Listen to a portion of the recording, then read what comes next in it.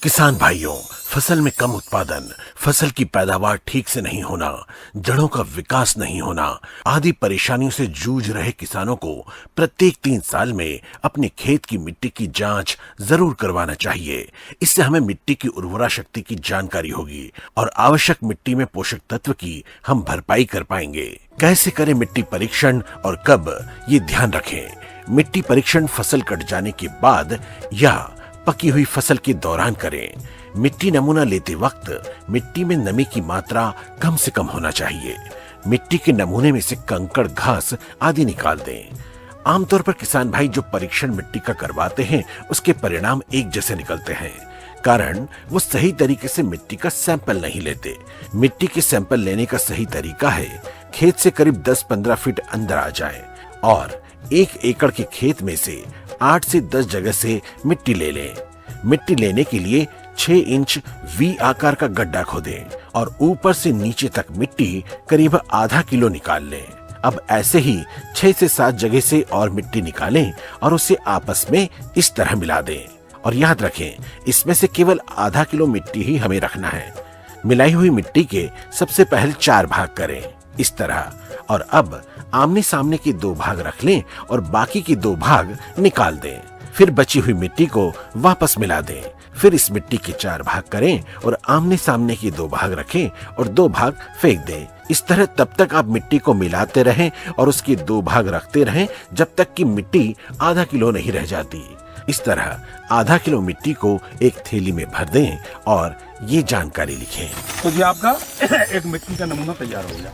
अब इसमें मिट्टी के नमूने में अपने को क्या क्या लिखना है, इसमें पहले तो कृषक का नाम लिखेंगे अपन, उसके पिताजी का नाम, जात लिखेंगे किस समाज के हैं, अपनी लघु सीमांत किसान है, सामान्य, ग्राम हो गया, डाक खाना, विकास खंड और जिला, खसरा नंबर है, खेत की निशानी। खसरा नंबर आमतौर पर हम सब लोगों को याद नहीं रहता, पटवारी साहब। तो ये खेत है, ये मतलब हाई टेंशन लाइन वाला होगा, स्कूल के पीछे वाला। इस खेत का नाम क्या है? ये तालाब वाला, तो यहाँ लिख दिया अपने तालाब वाला, है ना। इसके बाद आगे फसल जो बोनी है, अब खरीफ में क्या बोगे आप और रबी में क्या बोगे। खरीफ और रबी की इसलिए लेते हैं अपने इसमें जानकारी कि जो है एक बार मिट्टी का सैंपल हो गया आपका इस खेत का, तो दोनों फसलों में काम देता है सैंपल। एकदम मिट्टी के आकार, उसमें जो खाद का उर्वरक की मात्रा एकदम चेंज नहीं होती, एकदम बदलाव नहीं होता। अब सिंचित लेंगे या सिंचित लेंगे, सिंचित के लिए खाद की आवश्यकता अलग रहती है और सिंचित की अलग रहती है, इसलिए इसमें लिखना पड़ता है। और दूसरा, इसमें मान लो इसके पहले की फसल है, आपने आलू लगाए है कि लहसुन प्याज लगाई है, तो वो भी यहाँ पे लिख सकते हैं, ठीक है। और यहाँ आपके दस्तखत हो जाएंगे इसमें, इसका पूरा खेत का नाम रहेगा, अनुशंसा होकर आपके पास आ जाएगी। ये मोड़ के अभी इसमें डाल, ये मोड़ के जो है अपन बाद में डाल ये इसमें ये साथ में डल गया, तो ये आपका नमूना तैयार हो गया। मिट्टी के इस नमूने की जांच के लिए आप इसे कृषि विज्ञान केंद्र, मंडी स्थित प्रयोगशाला या इफ्को की मोबाइल प्रयोगशाला में जांच हेतु भेज सकते हैं।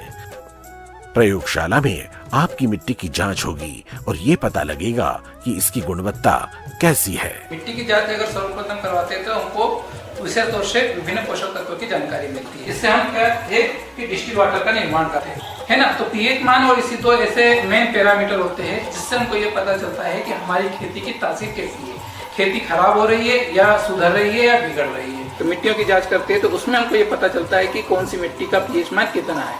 यदि कोई 8 पीएच मान अगर आ जाता है तो हम समझते हैं कि भाई वो एल्कलाइन की ओर, क्षारीयता की ओर बढ़ रही है ना। लेकिन अगर 7 से नीचे होती है या 7.5 के आसपास भी अगर होती है तो वो उदासीन की ओर हम समझते हैं, और 7 से जब नीचे होती है तो वो अम्लीयता की होती है। विशेष रूप से जो बात की जाती है मालवा प्लेटू में, ये जो उज्जैन जिले में कृषि विज्ञान केंद्र उज्जैन में ये जो मिट्टी आई है, उस मिट्टी का हम पीएच मान जांच कर रहे हैं। तो ये पीएच मान जांच करने के लिए विशेष तौर से हम 1:2 का रेशो रखते हैं। 1:2 का मतलब ये होता है कि अगर हम 1 भाग अगर मिट्टी ले रहे हैं तो उसका 2 भाग हमको डिस्टिल वाटर का उपयोग किया जाता है। जैसे अगर हम 1 ग्राम या 10 ग्राम अगर मिट्टी ले रहे हैं तो 20 ml हमको डिस्टिल वाटर का हमने इसमें इस्तेमाल किया है और इसको आधा घंटे तक के लिए हमने रख दिया है ताकि ये आसानी से इसमें से मिट्टी में से आयन जो इसमें आ जाए और हम इसको इलेक्ट्रोड के माध्यम से डिटेक्ट कर सकें, है ना। उसके बाद ये जब बात आ रही है तो उसके बाद हम इसी जो है सैंपल का इस्तेमाल हम इलेक्ट्रिकल कंडक्टिविटी मीटर में कर सकते हैं, है ना। यदि 1 से ऊपर आती है तो हम ये समझते हैं कि यार हमारे यहाँ की जो मिट्टी की तासीर है वो बहुत बिगड़ गई है। अगर इसी एक से ऊपर आती है तो वो हमारी काफ़ी तासीर बिगड़ जाती है। इसलिए अगर ये जो इंस्ट्रूमेंट्स है तो उससे 4 जो एलिमेंट होते हैं, 4 पोषक तत्व होते हैं, उसकी जांच की जाती है। इसमें हम विशेष तौर से खेती के क्षेत्र में किसानों के लिए हम विशेष तौर से पोटेशियम का इसमें इस्तेमाल करते हैं। पोटेशियम जो पोषक तत्व होता है उसकी जाँच के लिए इस्तेमाल किया जाता है। अब ये देखिए कि एक किसान की जो मिट्टी आई है उस मिट्टी का हम पीएच मान चेक कर रहे हैं। तो ये पीएच मान 1:2 रेशो का हमने रखा है। 10 ग्राम मिट्टी ले ली और 20 ml इसमें हमने डिस्टिल वाटर डाल दिया और आधे घंटे तक के लिए। आधा घंटे के बाद हमने ये प्रोसेस स्टार्ट की और कैलिब्रेशन करने के बाद हमने इसका ये पीएच मान चेक कर रहे हैं। ये देखिए 7.80 के आसपास आया है। ये एक किसान का है जो 7.8 के आसपास आया है ना। तो ये मतलब उदासीन से शारीरता की बीच की रेंज है। अगर देखते हैं तो अगर ये जो हमारी है शारीरता की ओर जो जा रहा है तो इस विशेष किसान को विशेष तौर से हम ये सलाह देते हैं कि अभी तो आपका ठीक है, लेकिन ये धीरे धीरे या 2 साल बाद 8 के ऊपर पहुंच जाएगा। तो विशेष तौर से उसको जिप्सम की जो है सलाह देते हैं कि अपने खेतों में वो बुआई के पहले या जब बरसात जब आती है तब जिप्सम का उपयोग करें और जिप्सम को डालने के बाद वो अपने खेत को मेड़ को चारों ओर से बंद करके है ना पानी उसमें आ जाए और उसके बाद जब वो घुल जाए तो उसको बाहर जाने के लिए उसको जगह दे दे, है ना, ताकि उसमें जो सोडियम और जो साल्ट है, लवण है, वो घुलकर बाहर चला जाए और उसकी जो उदासीनता की और उसकी जो मिट्टी आ जाए जो पौधों के लिए एक उचित पीएच मान होता है। आप येलो कलर का इंस्ट्रूमेंट लेकर इसको नाइट्रोजन एनालाइजर कहते हैं। ये नाइट्रोजन एनालाइजर विशेष तौर से हम जो नाइट्रोजन की जो मात्रा है उसको जांच करने के लिए विशेष तौर से इसका इस्तेमाल किया जाता है। इसको AAS बोलते हैं, है ना। इसके माध्यम से हम जो है सूक्ष्म पोषक तत्व की जांच करते हैं। सूक्ष्म पोषक तत्व क्या होते हैं? जिनकी मात्रा हमको 1 ppm से कम आवश्यकता होती है। पौधों को 1 ppm से कम आवश्यकता था, वैसे को हम सूक्ष्म पोषक तत्व कहते हैं। तो ये AAS के माध्यम से हम विशेष तौर से 4 पोषक तत्व, जिंक है, कॉपर है, आयरन है, मैग्नीज है ना, इन पोषक तत्वों की हम जांच करते हैं। और इन पोषक तत्वों को हम जांच करने के उपरांत ये आजकल जो भारत सरकार द्वारा जो मृदा स्वास्थ्य कार्ड पत्र जो चलाया जा रहा है, एक योजना के माध्यम से किसानों को उपलब्ध करवाया जाता है। इसका एक ये नमूना देखिए, एक ये इस टाइप